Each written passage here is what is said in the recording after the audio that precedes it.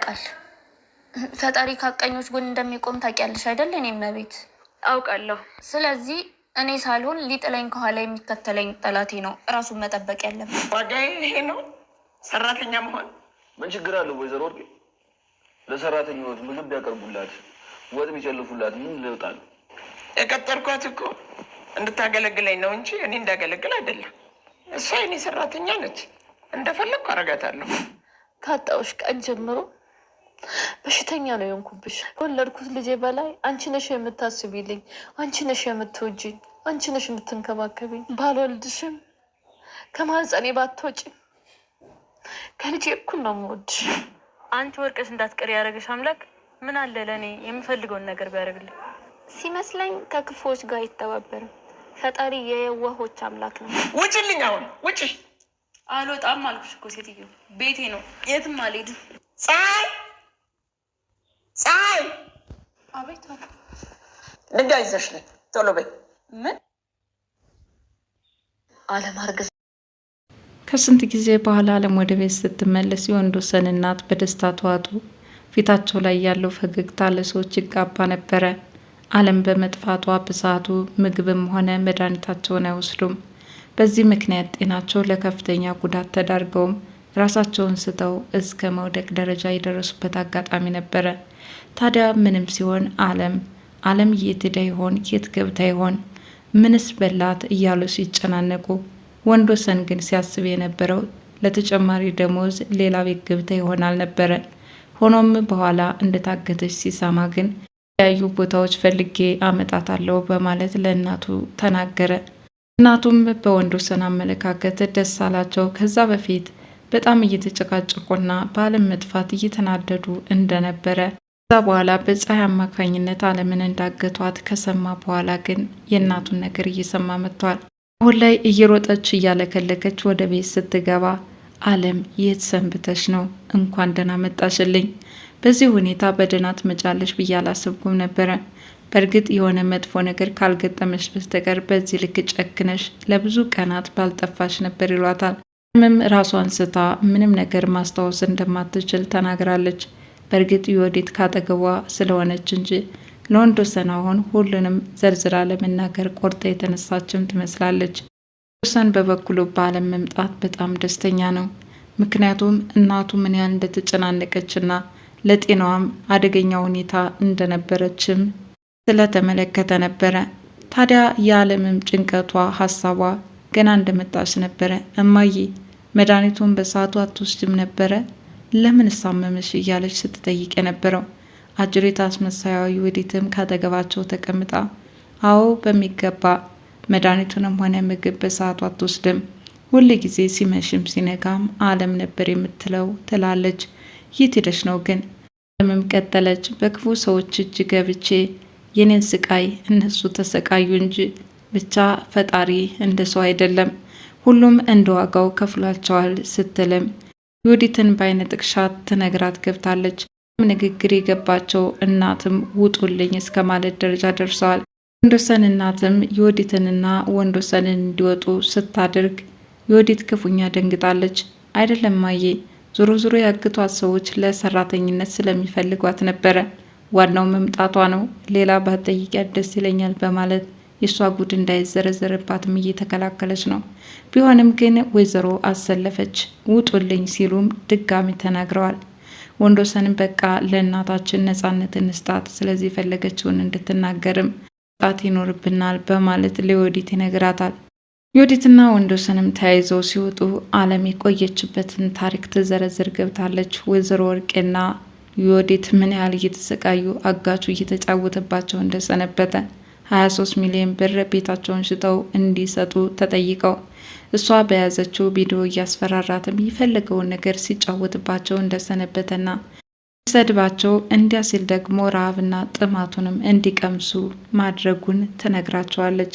ወንዶሰን እናት ይህንን ሲሰሙ አጋቹን አመሰገኑት። ምን አይነት አጋች ነው ግን ለፍትህ የቆመ? እዚህም መጥቶ የወዲትን ቡና እንድታፈላ አስገድዷታል። እሷም ይኸው ፊት ለፊት ተቀምጣ ቆንጆ ቡና አስገድዶ እንዳስፈላላቸውም ተናግራለች። ዛሬም እንደተለመደው ቤት ድረስ በመሄድ ይኸው ቤቱ ሊሸጥ አንድ ሐሙስ ይቀረዋል። ስለዚህ የመጨረሻው ቀን ዛሬ ነውና ያስተናግዱን ተብለው ምግብ ቀርቦ ወጥ ጨምሮ ሲሉ ወርቄ እንዴት እንደተናደዱ በምን ቀን ይህን ልጅ ተዋወቁት ብለው ራሳቸውን እየረገሙና ያ የተገናኙበት ቀን ምን ያህል ስቃይ ውስጥ እንደከተታቸውም ከራሳቸው ጋር በሀሳብ ጭልጥ ብለዋል። ቢሆንም ግን ምን መብት አላቸው? ምን አቅም አላቸው? አድርጉ የተባሉትን ከማድረግ ውጭ ደግሞ ሰራተኛዋን ሶፋ ላይ እንድትቀመጥና እስካሁን የነሷትን ማድረግ እንዲንከባከቧት እንደ ሰው እኩል አድርገው እንዲያዋትም ያስተማረበት ጥሩ ትምህርት ነበረ። ወይዘሮ ወርቄ ሰራተኛቸው ሶፋው ላይ ተቀምጣ ስትበላም እንዴት ነው ሶፋ፣ እንዴት ነው ምቾቱ፣ በብርጭቆ መጠጥ ጣዕሙ ምን ይመስላል፣ ልዩነቱስ እንዴት ይዞሻል እያሉ አንዳንዴ ክፋታቸው አጋች መኖሩን እስከ መርሳት ደረጃ ያደርሳቸዋል። ደስ ብለው ሲያስቡ ደግሞ አጋቹ ካጠገባቸው እንዳለና እንደሚያስፈራቸው ሲያስቡት ከዛም ይቅርታ ይጠይቃሉ። እንዲሁ አጋቹንም ቢሆን ይሳደቡና ተመልሶ ደግሞ ያሞጋግሱታል። በውበቱ አንታ መዳም ካሉት በኋላ በጣም የምታምር ቆንጆ ጥቁር አልማዝ ይሉታል። በነገራችን ላይ ውድ ተመልካቾቼ የወይዘሮ ወርቄ ንግግር እጅግ በጣም ደስ የሚለው የሚያዝናናው ማለት ነው። ዮዲትም የእናቷን ከእገታ መፈታት ተከትሎ እማዬ እንኳን ደህና መጣች ስትል መልካም ምኞቷን ተናግራለች። ወንበሩ ላይ ተቀምጣ እማዬ ተቀየሪልኝ፣ ምክንያቱም እኔ ከእገታ መውጣት ነው የምፈልገው በማለት ከአጋጁ ጋር ተነጋግራ እናቷን በገመድ ክርችም አድርጋ አስራት ከወጣች በኋላ ዞር በይና ያለቻት። ተመልሳ መጠየቅም አልፈለገችም። በዚህ እንግዲህ ወይዘሮ ወርቄ ሲቃጠሉ ቆይተዋል። ላይ ከእገታ ሲፈቱ እንኳን ደህና መጣሽ ማምዬ ስትልም የእንኳን ደህና ቆየሽኝ ድንጋያቸውን በማንሳት እላይዋ ላይ ሊጨፈልቋት ነበረ። ለዛውም በምትጠላት ሰራተኛ በፀሐይ አማካኝነት ነው ድንጋዩ እንዲመጣ ያደረገቻት። የወይዘሮ ወርቄ ሁኔታ ያስፈራት። ዮዲትም ወዲያው ተስፈንጥራ ቤቱን ለቃ እንድትወጣ ተገዳለች።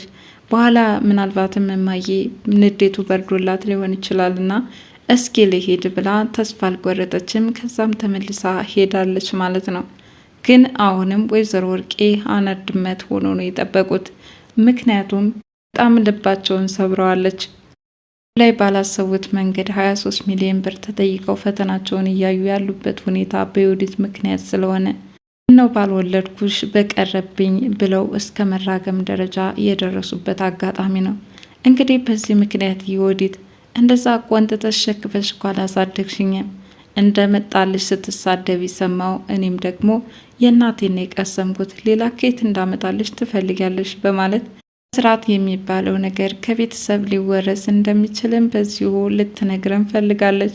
በእርግጥ አንዳንድ ቤተሰቦች እንዲሁ አእምሮ የነገራቸው ምናልባትም እናቱ አባቱ ወጣ ያለ ባህሪ ቢኖረው እንኳን አዋቂ ሆነ ልጆች ግን አዋቂ ሆነው ቤተሰቦቻቸውን የሚመክሩበት አጋጣሚ ይፈጠራል። ለምሳሌ የዮዲት ወንድም በጣም መልካም ሰው ነው። እናቱን ከአልሆነ መንገድ እንድትመለስ ወይም ድሃ እየበደለች ያለችበትን ሁኔታ በተሰበረባት ቁጥር በጥፍ እያስከፈሉ ያሉበትን ሁኔታ እባክሽን እማዬ ግፍ ነው፣ የድሃ ልጅ እዚህ ቤት ልትሰራ መጣች፣ ቤተሰቦቿንም ልታግዝ ነው የተቀጠረችው፣ ስለዚህ ከምስኪኗ ደሞዝ ባትቆርጪ መልካም ነው በማለት እናቱን እየመከራት ቆይቷል።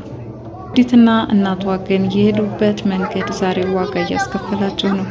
ሰው የዘራውን ያጭዳል። ያው የእናትና የልጅ ላይ የደረሰው ታሪክ ነው።